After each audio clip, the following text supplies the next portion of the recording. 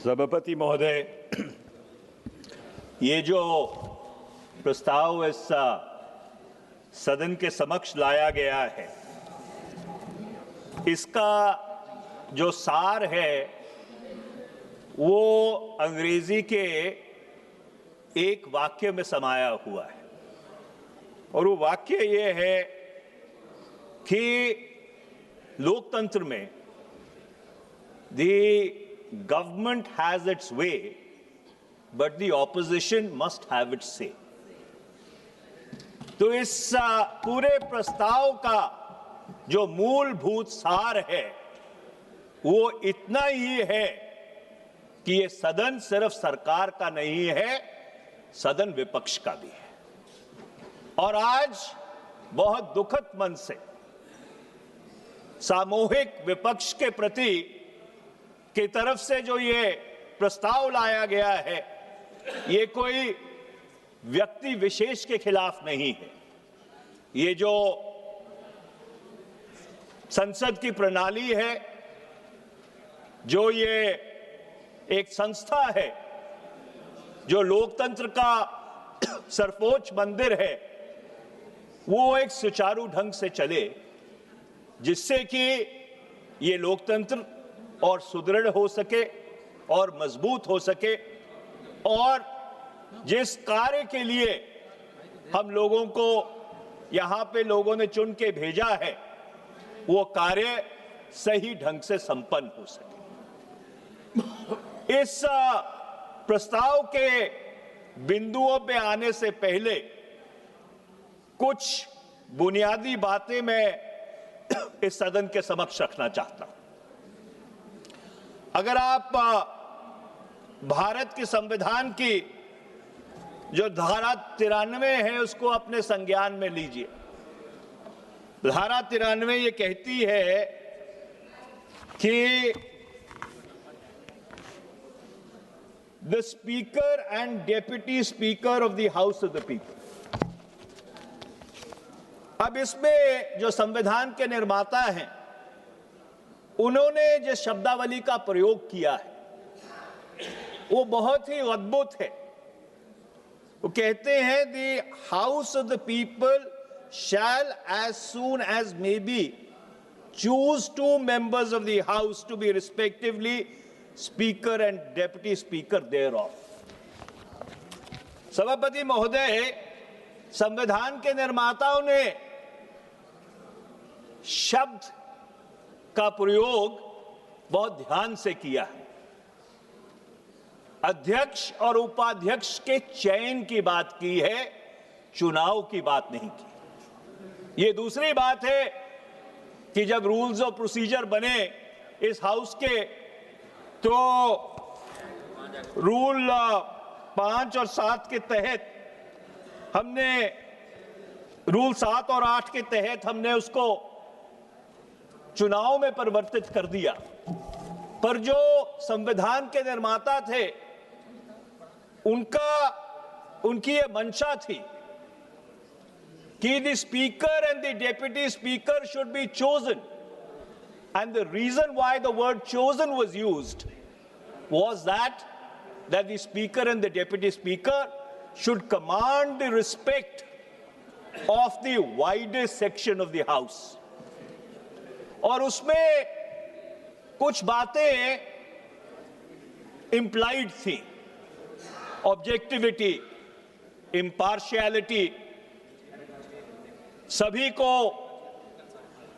एक ही तरीके से देखना, ये चीजें उसमें इंप्लाइड थी।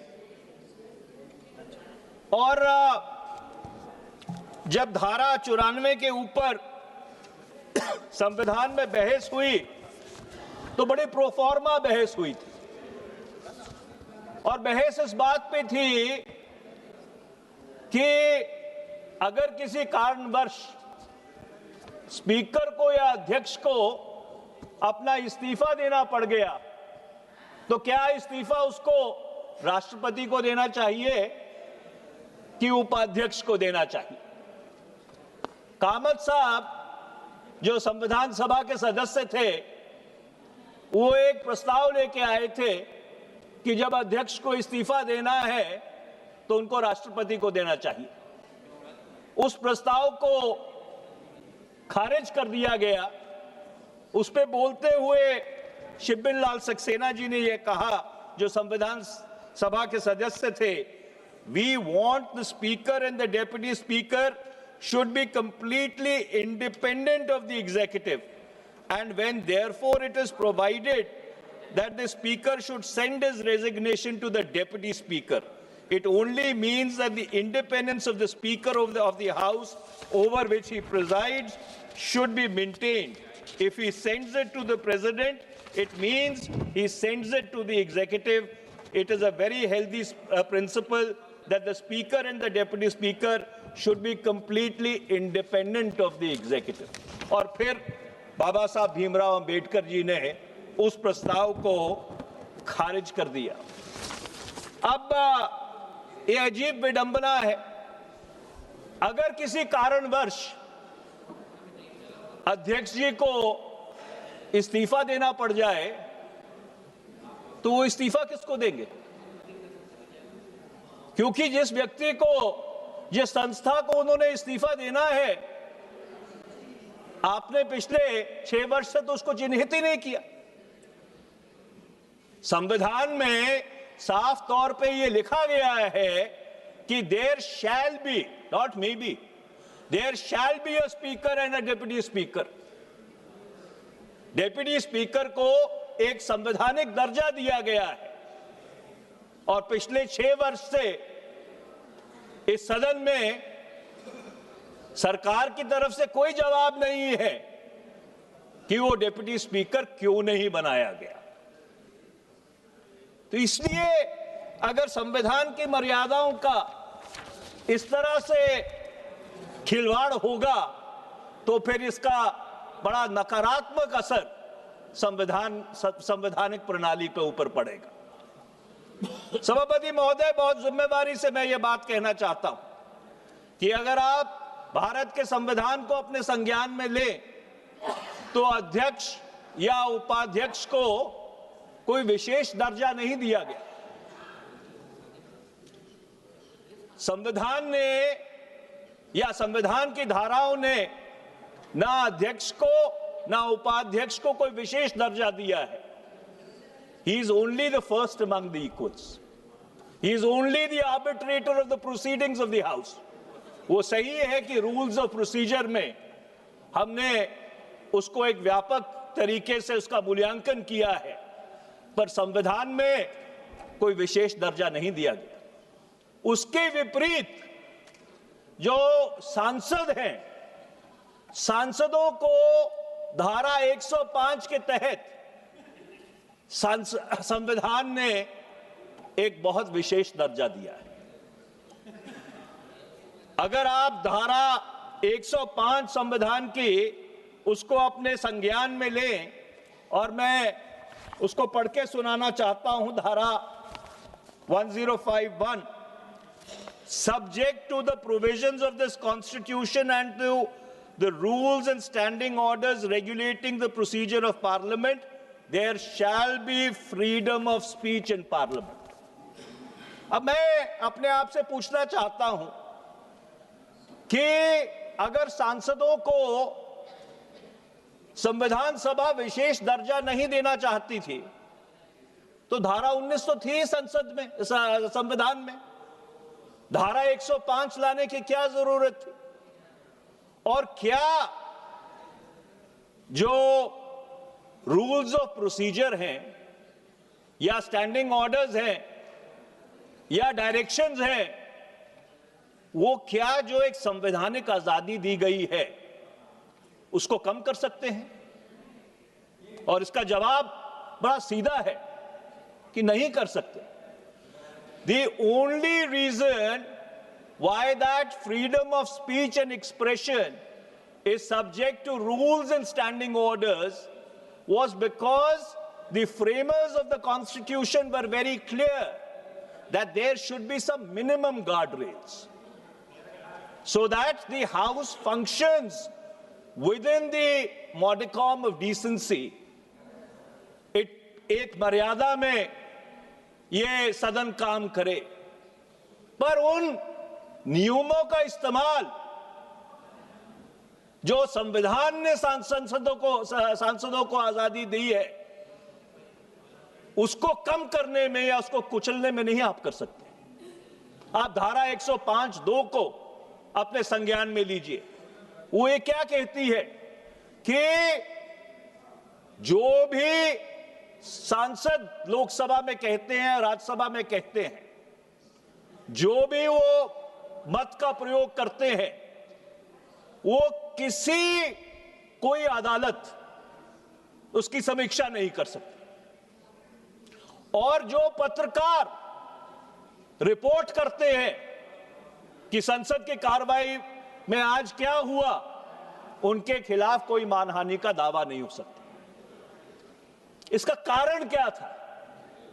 इसका कारण यह था कि अगर कोई ऐसे तथ्य भी हैं जो सदन के माध्यम से मुल्क के सामने रखने जरूरी है, तो ये आवश्यक नहीं है कि सांसदों को उसको प्रमाणित करना पड़े।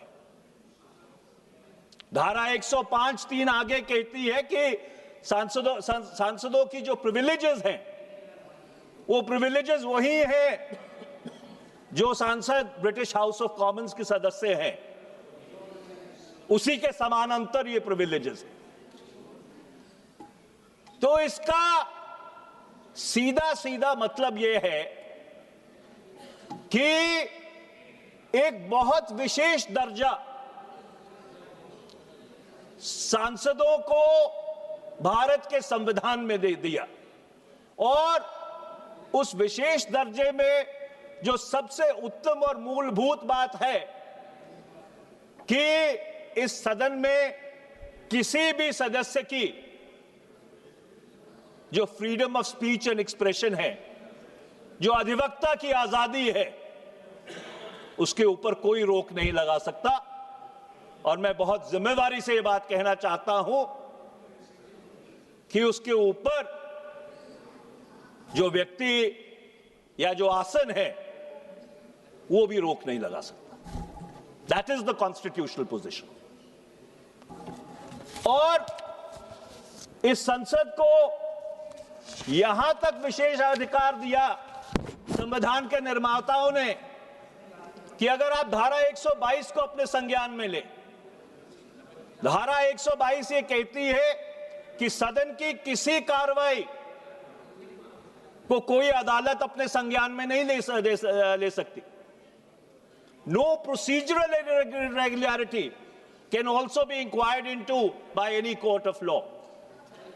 ये अख्तियार सदन ने, संविधान ने न्यायपालिका को भी नहीं दिया। ये तो एक्सक्यूज मी यार भैया, ये कर्टसी है जो हम न्यायपालिका को एक्सटेंड करते हैं धारा रूल 3521 के तहत कि जो न्यायपालिका में कार्रवाई होती है उसके ऊपर हम यहां बहस नहीं करते, पर संविधान में ऐसा कोई स्टॉपेल नहीं है। संविधान में ऐसी कोई रोक नहीं है कि कल अगर ये सदन चाहे तो जो न्यायपालिका की कार्रवाई होती है उसके ऊपर भी विस्तृत चर्चा कर सकता है।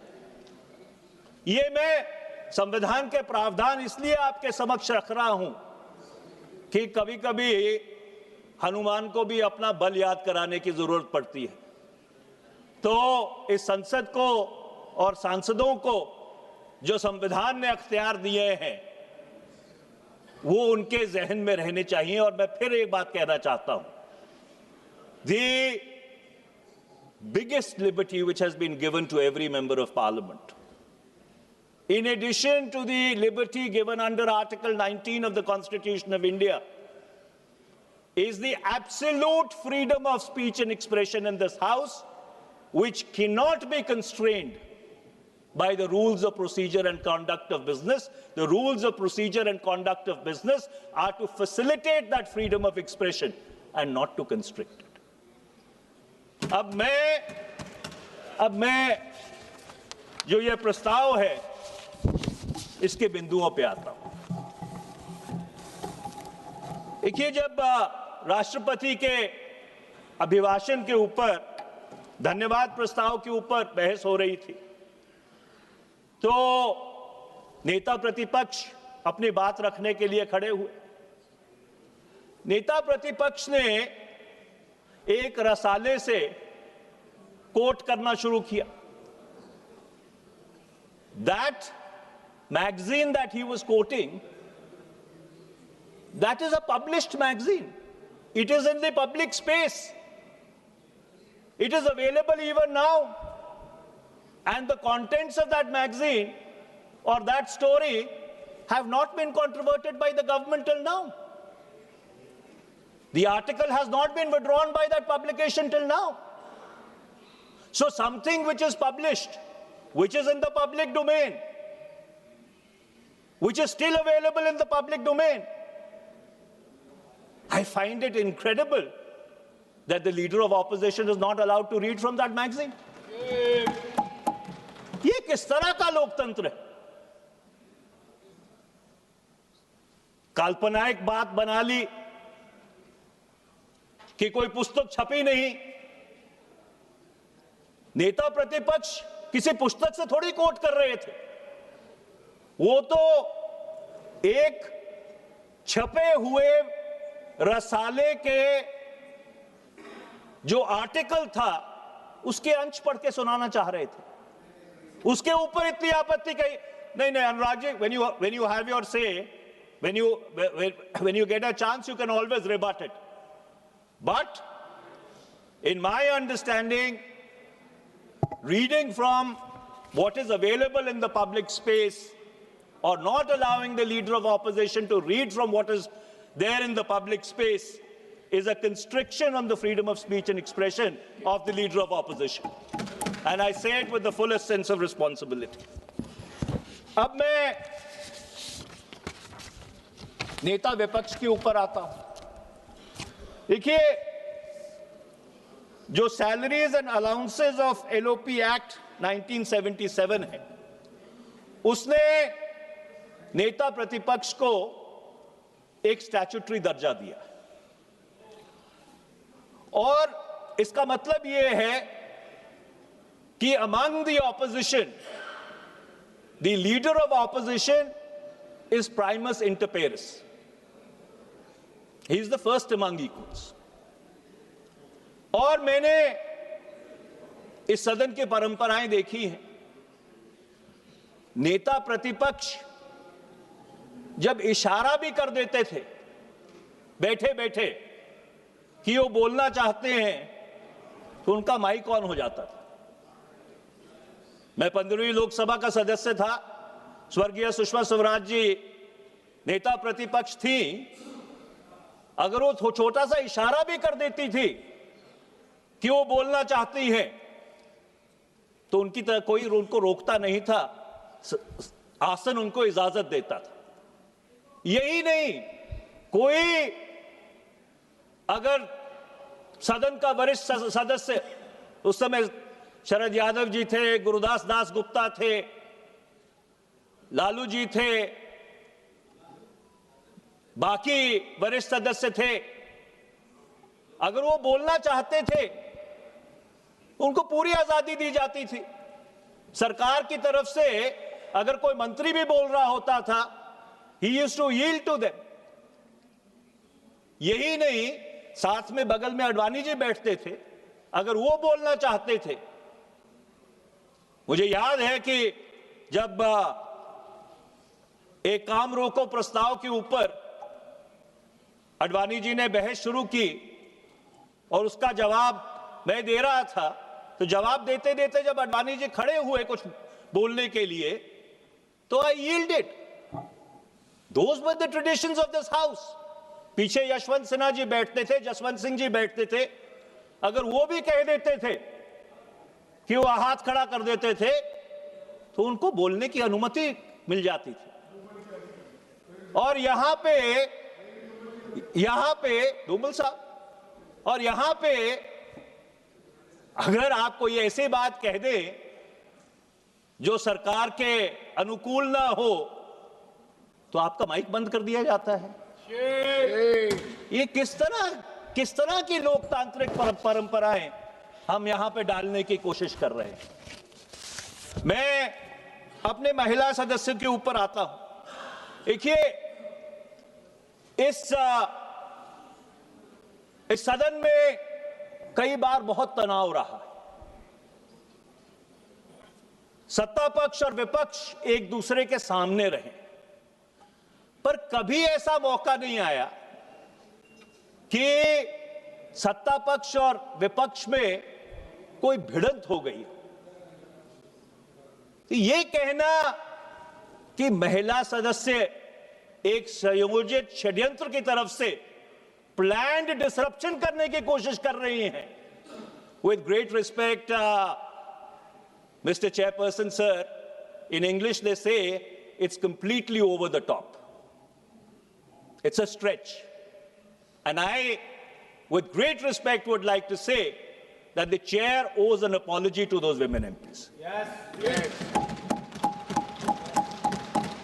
मैं अब आखिरी बिंदु के ऊपर आता हूं, सस्पेंशन। यहां पे बहुत चर्चा हुई कि सदन को बाधित किया जाता है। मुझे याद है कि जो 15वीं लोकसभा थी उसमें राज्यसभा में जो नेता प्रतिपक्ष थे स्वर्गीय श्री अरुण जेटली, उन्होंने एक बहुत ही अद्भुत बात कही थी कि disruption is a legitimate parliamentary tactic. This is not my coinage. ये बात श्री अरुण जेटली जी ने कही थी।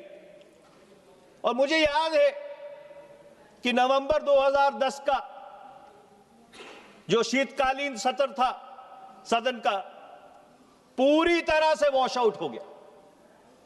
हर रोज विपक्ष की तरफ से हंगामा होता था।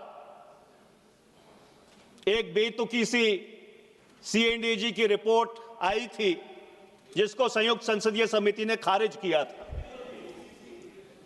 It was a spurious report. पर जो मैं मूल बात करना चाहता हूं, और इन्होंने डाइसेंट लिखा था, सो इसलिए तो उसे मैं ऐसा है रविशंकर जी, मेजॉरिटी से उस रिपोर्ट को खारिज किया गया था।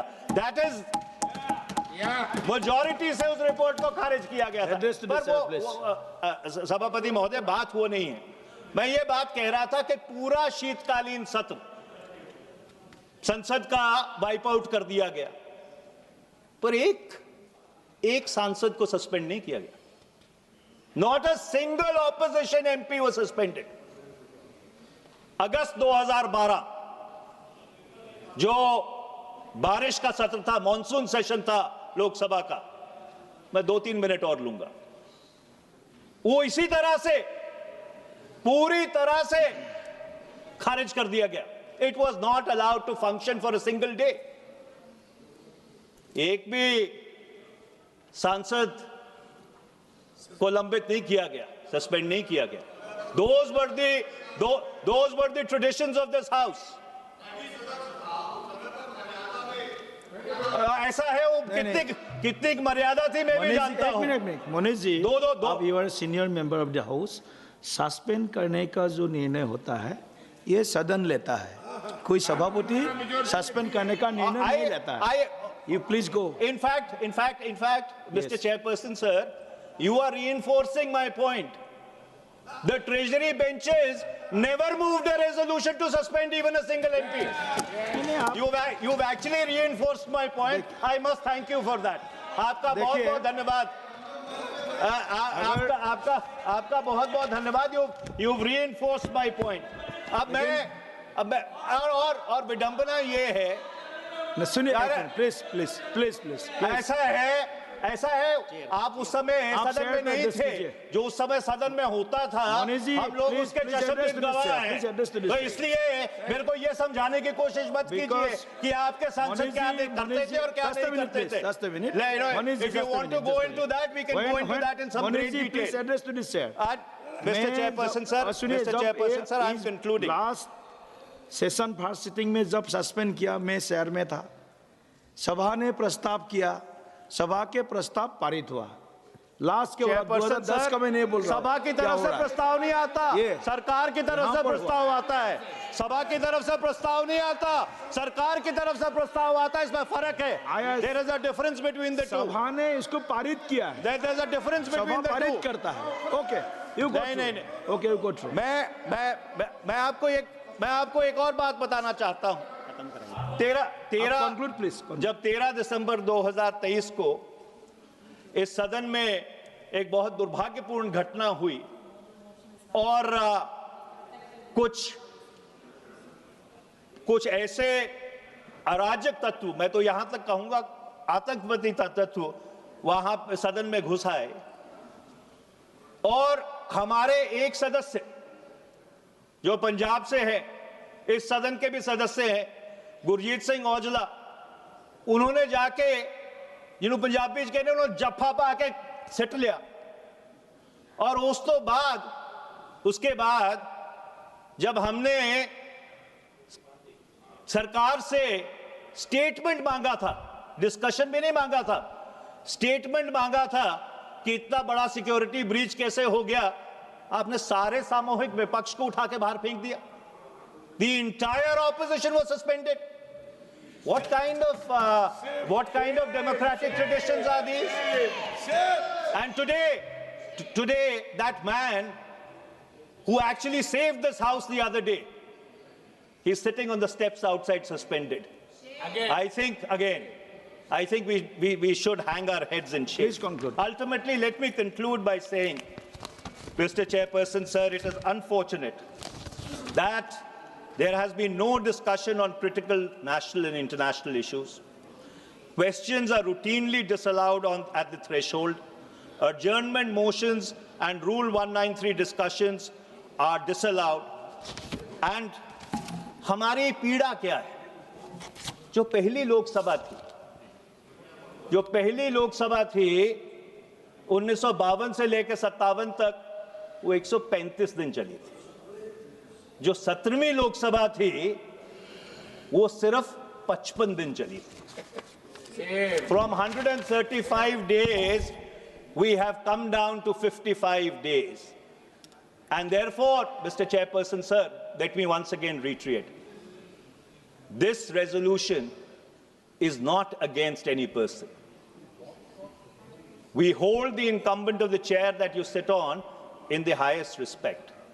This is about correcting the institutional functioning of this house, जिससे कि जो सर्वोच्च मंदिर है भारत के लोकतंत्र का, वो सुचारू रूप से वो काम करता रहे, जिसके लिए लोगों ने उनको चुन के भेजा है। आपने समय दिया, आपका बहुत बहुत धन्यवाद।